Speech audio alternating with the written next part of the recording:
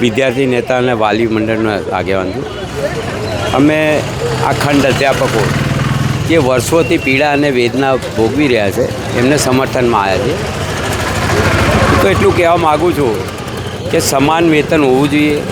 આજે આટલા વર્ષોથી ઇલેક્ટેડ મેમ્બર અને સિલેક્ટેડ મેમ્બર, એટલે સિલેક્ટેડ મેમ્બરનું કામ હોય છે કે આવકના સ્ત્રોતો વધારવાના અને જાવકના સ્ત્રોતો ઓછા કરવાના, અને ઇલેક્ટેડ મેમ્બરના કામ હોય છે કે પ્રજાની વેદના અને પીડાને વાચા આપી શકે, એના પ્રશ્નો કઈ રીતે આપણે સોલ્વ કરી શકીએ. આપણે તો કમનસીબી ઘટના છે કે સરકારને આઈએ શીખવાડે કે આટલું બધું બર્ડન આવશે તો એના માટે એ લોકો આપતા નથી. હવે મામૂલી રકમ હોય, એક બાજુ આપણે બહુ તાયફા કરતા ઉત્સવ કરવાની કંઈ જરૂર નથી, એનાથી કોઈને લાભ નથી મળતો.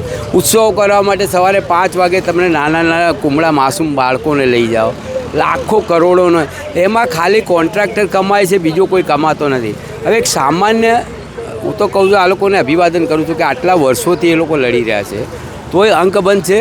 બીજું કે આટલા ઓછા પગારની અંદર તેઓ ઘરનું અને આવવા જવાનું ટ્રાન્સપોર્ટેશન ઘણું એ પ્રામાણિકતાથી, નિષ્ઠાથી અને ફરજ અદા કરી છે, જેના કારણે આજે તમે જુઓ તો આ લોકોએ જે વિદ્યાર્થીઓનું ઘડતર કર્યું છે, જેને શિક્ષણ આપ્યું છે, આજે ઉચ્ચ કક્ષાએ બિરાજમાન છે.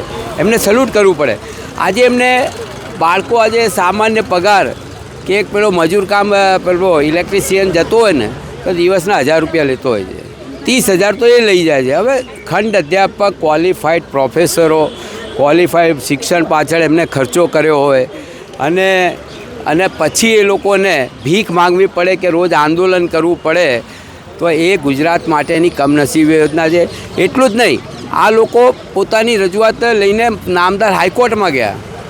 નામદાર હાઈકોર્ટે પણ કહ્યું કે આ લોકોની સમાન વેતન આમ લોકો હક અને અધિકાર આપો, તો એ લોકો સુપ્રીમમાં ગયા. હવે આટલો જ ખર્ચો એ લોકો સુપ્રીમને, હાઈકોર્ટને, કોર્ટો પાછળ વાપરતા હોય, એટલા ખર્ચામાં તો આ 75 બાકી છે. હું તો કહું છું કે 75 એ છે, અને જે લોકો નિવૃત્ત થયા છે એ પણ હક અને અધિકારી છે, કેમ કે એ લોકોએ બી ભોગ અને બલિદાન આપ્યું છે, સમર્પણ કર્યું છે આખા જીવનનું. આમના ઓછા પગારના કારણે પોતાને બાળકોની જે પરવરિશ કરવી જોઈએ, નેતાઓની પરવરિશ છોકરાઓની તો સારી થાય, આ લોકોની પરવરિશ કરવા માટે આ લોકોએ કેટલાય પેટે પાટા બાંધીને એ લોકોના બાળકોને ભણાવીને એમણે પણ ઉચ્ચ શિક્ષણ આપ્યું છે. એટલે આજે હું એ લોકોને સેલ્યુટ કરું છું. અને પ્રતિષ્ઠાનો પ્રશ્ન બનાવ્યા વગર સરકાર એમને તાત્કાલિક અસરથી એમ સમજો કે એક ઉત્સવ નહીં કર્યો, આપણે આમ લોકોને આપ્યા, એ લોકોને પેન્શન મળવું જોઈએ સમાન.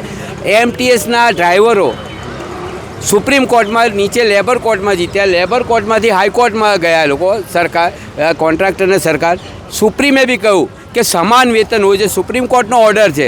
હવે સુપ્રીમ કોર્ટ બી કહેતી હોય સમાન વેતન, અને આ લોકોને તમે ભરતી કર્યા ખંડ અધ્યાપકો તરીકે, એમનો વાંક નથી, તમારી જરૂર હતી, કેમ કે તમારી પાસે પ્રોફેસરો નહોતા, એની ઘટ હતી, અને શિક્ષણ કઈ રીતે આપો, તો આ ખંડ અધ્યાપકના નામે તમે એમની ભરતી કરી છે, તમે જ કરી છે, કાયદેસર કરી છે, ક્વોલિફાઈડ પ્રોફેસરોની કરી છે.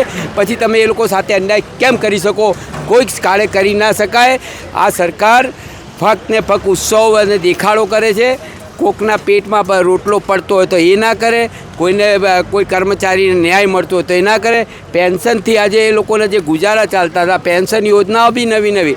આજે હું એક પ્રધાનમંત્રીને યાદ કરીશ કે એણે કહ્યું કે અમે ઇન્ફ્રાસ્ટ્રક્ચર કે રોડ રસ્તાને ડેવલપમેન્ટ કન્ટ્રી નથી માનતા, અમે ડેવલપમેન્ટ કન્ટ્રી ફક્ત ને ફક્ત સુખાકારીની યોજના અમે અમારા નાગરિકોને આપીએ, એને અમે માનીએ છીએ. એટલે થોડી આંખ ઉગાડો અને આ લોકોને ન્યાય આપો, અને ન્યાયના સમર્થનમાં એમની હક અને અધિકાર અપાવવા માટે એમના સમર્થનમાં અમે આવે. અત્યારે અમે વાત કરી રહ્યા હતા તો કહેતા હતા કે કિસાનો પણ રોડ ઉપર છે, શિક્ષકો પણ રોડ ઉપર છે, યુવાઓ પણ રોડ ઉપર છે.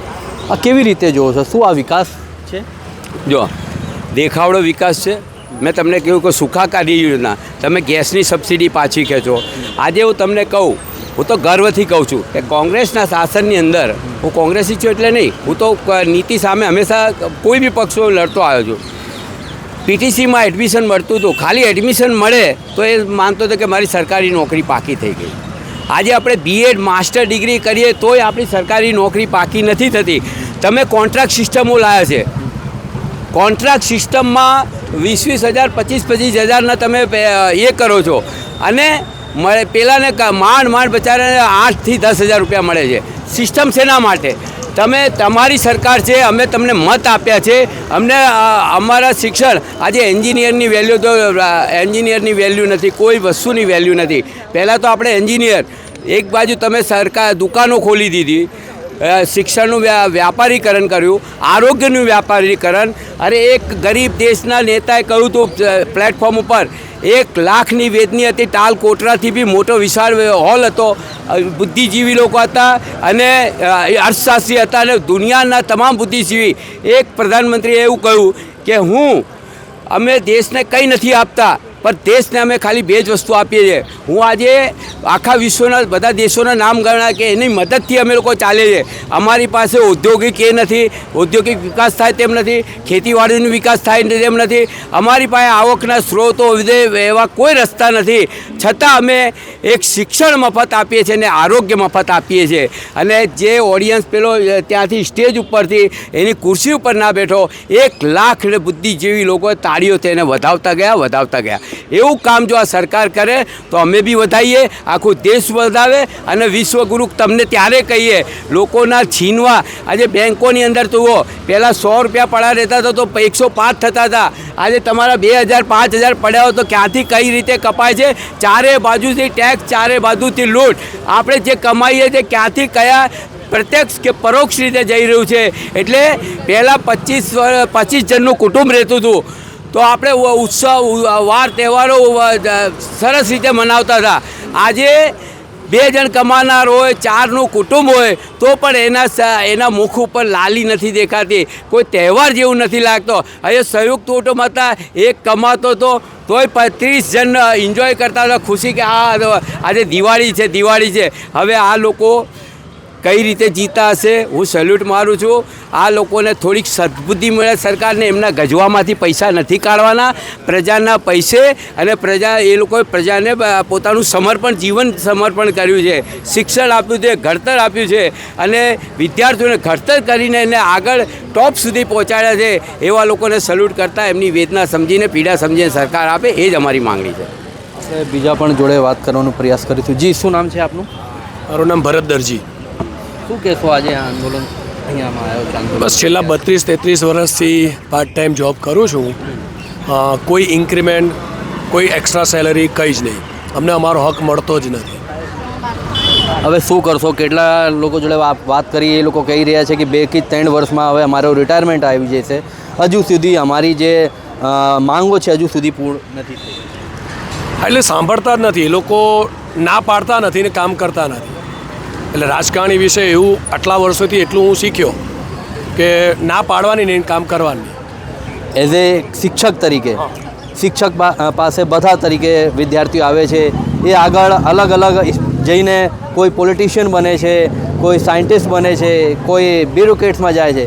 પણ હવે કહી રહ્યા છો કે હું અત્યારે રાજનીતિક શીખી રહ્યું છું. શિક્ષક તો એ બધી તરીકે પ્રિપેર હોવા જોઈએ, પણ દરેકનું રાજકારણ એ લાઇકિંગ ના હોઈ શકે ને. હું સાયન્સનો સ્ટુડન્ટ છું, રાઈટ, સાયન્સનો ટીચર છું, તો રાજકારણ એ મારો વિષય નથી. પણ એઝ એ વોટર તરીકે તો છો, વોટ તો આપો છો. વોટ આપીએ છીએ, વોટ તો આપવો આપણો હક છે ને આપીએ છીએ ને આપવો જ જોઈએ. તે છતાં પણ સરકાર સાંભળ કામ નથી કરતું. હવે શું કરશો? બસ રાહ જોઈએ છે ઈશ્વરની કૃપાની ને સરકારની કૃપાની, બીજું શું. બેન, શું કહેશો આજે? સાહેબ, ફૂલ ટાઈમવાળા અધ્યાપકોનું 5મું, 6ઠું, 7મું ને 8મું પગાર પંચની ગણતરીઓ ચાલુ થઈ છે. અમને તો એકેય નથી મળ્યું. 5માંથી 8મા સુધી કશું જ નહીં, માત્ર ઉચ્ચક પગાર, બીજું કંઈ જ નહીં. જે અમે ખરેખર યુજીસીની ગાઈડલાઇન પ્રમાણે, પારડીવાલા સાહેબના જજમેન્ટ પ્રમાણે અમને એમના કરતાં પ્રો રેટા પ્રમાણે અડધું મળવું જોઈએ, એમાંનું કંઈ જ નથી. 30 વર્ષથી ધક્કાઓ ખાઈએ છીએ. મિનિસ્ટરો બદલાયા, ઘણું બધું બદલાયું, હતું ત્યાંનું ત્યાં જ છે, કોઈ ફરક પડ્યો નથી. દર મંગળવારે ને સોમવારે જે દિવસ રાખ્યો હોય અમારામાંના કેટલા બધા મળવા જાય છે, કશું થતું નથી.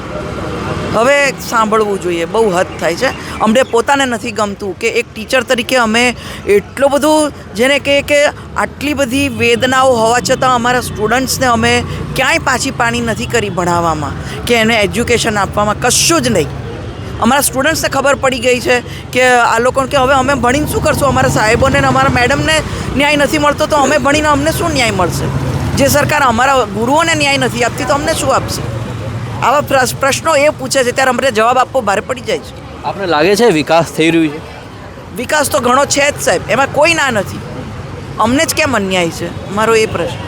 તમારા લોકોની સેલરીમાં કઈ વિકાસ નથી? બિલકુલ નહીં, બિલકુલ નહીં. બિલકુલ હા, વિકાસ કહો છો આખા સામે સેલેરી અને જે ફૂલ ટાઈમ અધ્યાપકો છે અમારા જ મિત્રો છે એ, અને અમે સાથે ઇન્ટરવ્યૂમાં બેઠેલા છીએ, સેમ પ્રોસિજરથી આગળ વધેલા છીએ એમની અમારી, અને તોય એમનું આ સ્ટેટસ ને અમારું કેમ આ સ્ટેટસ? મોદી સાહેબને શું કહેવા માંગો? સાહેબ હવે હદ થાય છે, તમારે આમાં કંઈક કરવું જોઈએ. હું તો કહું મોદી સાહેબને શું કરવા ડિસ્ટર્બ કરવાની જરૂરત? નાનો પ્રશ્ન છે, આ રાજ્ય લેવલનો પ્રશ્ન છે, કેમ સોલ્વ ના કરે? પણ અત્યારે બેન એક કહી રહી હતી કે જ્યારે મુખ્યમંત્રી હતા એ ટાઈમે કીધું હતું કે અમે કરી દીધું, હવે તો વડાપ્રધાન થઈ ગયા, તો હવે તો મોદી સાહેબને સાંભળવું જોઈએ. સાંભળવું જ જોઈએ. મોદી સાહેબ પાસે બીજા ઘણા પ્રશ્નો છે, એ જગ્યાએ બેઠા છે કે એમને બીજા ઘણા પ્રશ્નો હોય તો આ કંઈ એકલા મોદી સાહેબની જવાબદારી નથી ને. રાજ્ય સરકાર છે તો હવે બધું મોદી સાહેબ ઉપર ઢોળવાનો પ્રશ્ન નથી. ના, પણ ત્યાં- રાજ્ય સરકાર જે છે તો રાજ્ય સરકારની જવાબદારી, અમે તો રાજ્ય સરકારને મળવા જઈએ છીએ કે તમે કંઈક કરો, અને અમને આવા બધા જવાબો મળે છે. આગળ પ્રયાસ કરશો કે મોદી સાહેબ સુધી આપની વાત જાય? જરૂર પડશે તો જઈશું, અમારું મંડળ જે કહેશે એ પ્રમાણે આગળ જઈશું. બેન શું કહેશો આપણે? બસ જે બહેને કીધું એ જ કે અમે આટલા વર્ષોથી છે કે 99થી જઈએ જ સાહેબ. 1999થી આજે 2025 ચાલુ થઈ ગયું. આટલા વર્ષોથી 26 વર્ષથી અમે લોકો જયા કરીએ છીએ એમની પાસે કે અમારા પ્રશ્નોનું કંઈક સોલ્યુશન લાવો. અમારા ધ્યાનમાં જ છે, આ જ જવાબ અમે સાંભળીએ છીએ, અમારા ધ્યાનમાં જ છે. અમે જેમની નિમણૂક કરી, અમે as a head of the department તરીકે અથવા તો અમે સબ્જેક્ટ એક્સપર્ટ તરીકે અમે બેસીને જેમને લીધા છે એની સેલેરી અમારા કરતાં વધારે છે. બરાબર, જે 2 વર્ષથી આવ્યા છે, નવા જોઈન્ટ થયા છે, એ લોકોની સેલેરી અમારા કરતાં વધારે છે. અમારે આવું બેસવું પડે ને એ જ બહુ શરમજનક બાબત છે, બહુ જ શરમજનક બાબત છે.